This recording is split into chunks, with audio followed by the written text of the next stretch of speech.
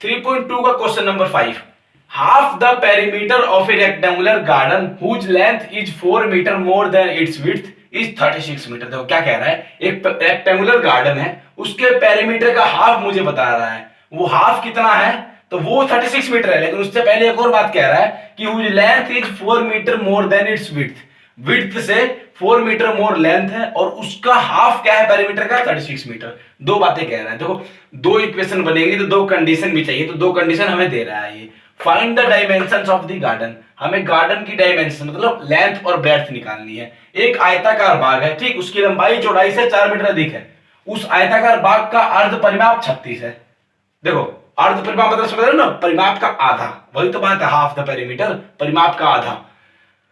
बाग की लंबाई ज्ञात करो, लंबाई और चौड़ाई ज्ञात करनी। देखो लंबाई और चौड़ाई दोनों ज्ञात करनी है, तो दोनों मान लिया अलग अलग।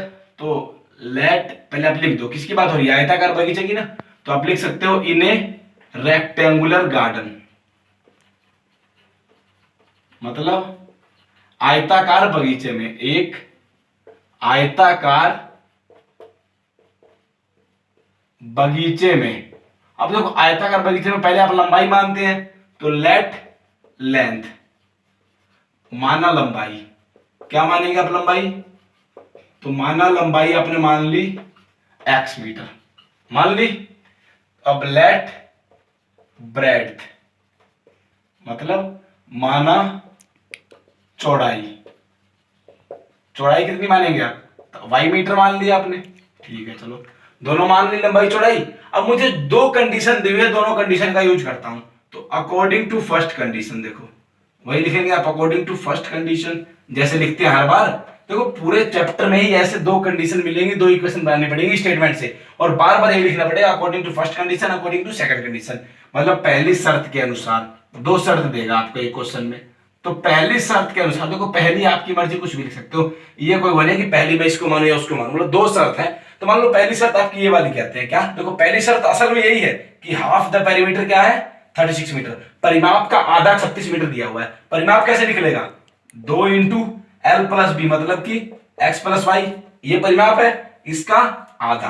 बात समझना, परिमाप का आधा कह रहा है, परिमाप 2 गुना लंबाई जमा चौड़ाई होता है, बटे में 2, तो ये हो गया आपका परिमाप। इसका आधा किसके बराबर है, 36 के बराबर। देखो इसके यहां से यहां तो कट गया, कट गए, एक्स प्लस वाई बराबर किसके हुआ, 36 के। इक्वेशन एक ये हो गई एक इक्वेशन।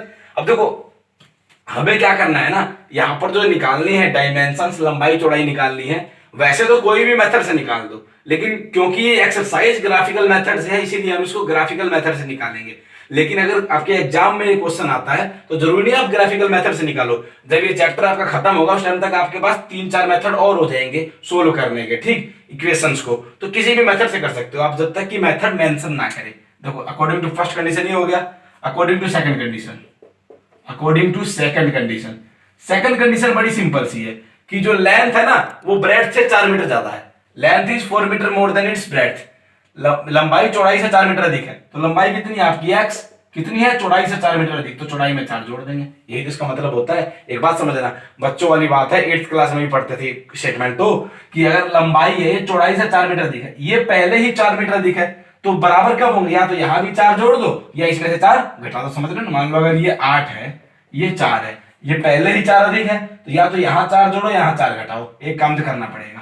तो ये आपकी दूसरी हो गई, x minus y is equal to 4, समीकरण 2। अब इन दोनों से आपको टेबल बनाने आती है और ग्राफ बनाना भी आता है, ग्राफ बना के आप सोल्व करना है इसको। जहां भी ग्राफ काटेगा वहां पर x की एक वैल्यू होगी, एक y की वैल्यू होगी, और देख वही आपकी लेंथ और ब्रेड्थ आ जाएगी, बस। तो ग्राफ में बोर्ड पे नहीं बना के बता सकता, पहले भी कहा था मैंने, क्योंकि ग्राफिकल मेथड से कभी सॉल्यूशन निकल ही नहीं पाएगा ग्राफ पे सही।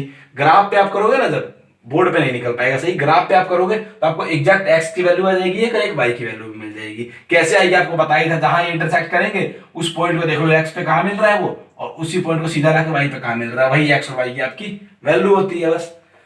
तो ठीक है, ये क्वेश्चन था आपका, इसके ऐसे स्टेटमेंट बनेंगी दो, एक ये दो इक्वेशन बन जाएंगी।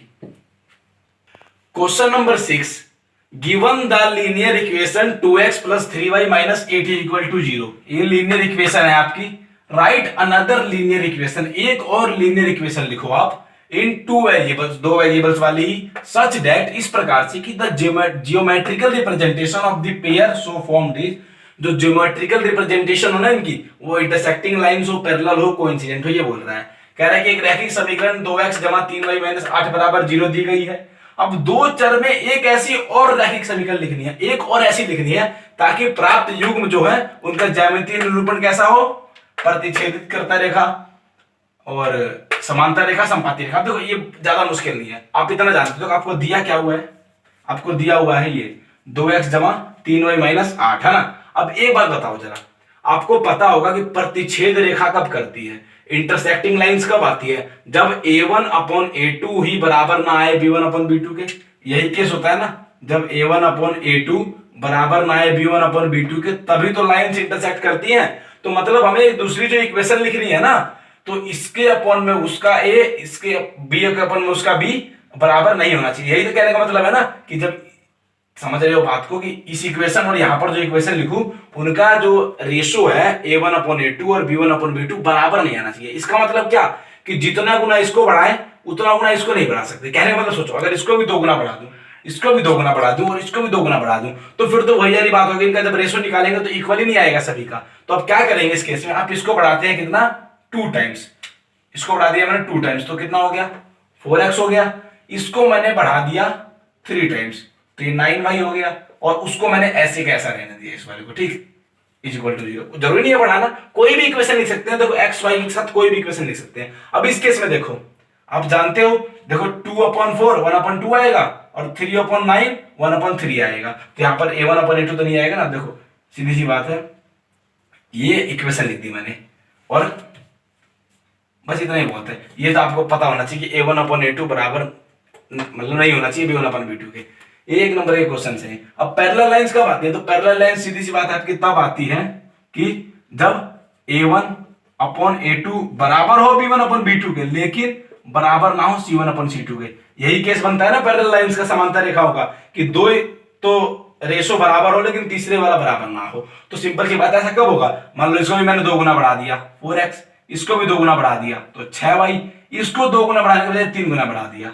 अब देखो क्या होगा, यहां से 2/4 1/2, 3/6 1/2, ये दोनों बराबर होंगे, लेकिन ये वाला बराबर नहीं होगा। तो ऑटोमेटिक पैरेलल लाइंस हो जाएंगी। ऐसी लिखनी है।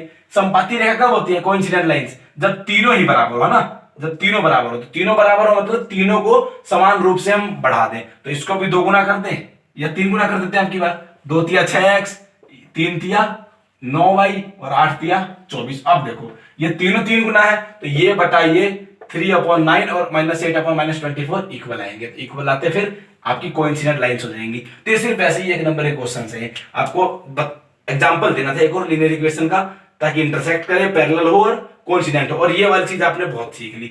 2-3 सवाल थे ऐसे इसी एक्सरसाइज में, कि a1/a2 = b1/b2 = c1/c2 हो तो पैरेलल लाइंस होती है, सॉरी कोइंसिडेंट होती है। ये वाली इक्वल ना हो तो पैरेलल होती है, और शुरू में इक्वल ना आए तो इंटरसेक्टिंग होती है। तो इसका जो 7th क्वेश्चन है ना, वो आपको 2 इक्वेशन दी हुई है, ठीक। उन दोनों इक्वेशन का आपको ग्राफ बनाना है। क्या कह रहा है 7th क्वेश्चन में, कि इक्वेशन दी गई है आपको कौन सी, एक तो ये x - y + 1 = 0।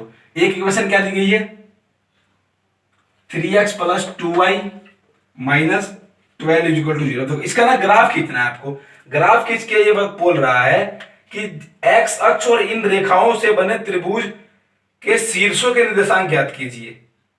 मतलब क्या कह रहा है कि x एक्सिस और इनके जो शीर्ष होंगे ना, इंग्लिश में पढ़ देता हूं एक बार। कह रहा है कि determine the coordinates of the vertices of A triangle formed by these lines and x axis. अब इन दोनों का जब आप ग्राफ खींचोगे ना, तो पहली बात तो ग्राफ खींचने के लिए आप क्या करोगे, ऐसे लिखोगे -1 स्टैंडर्ड फॉर्म 3x + 2y = 12।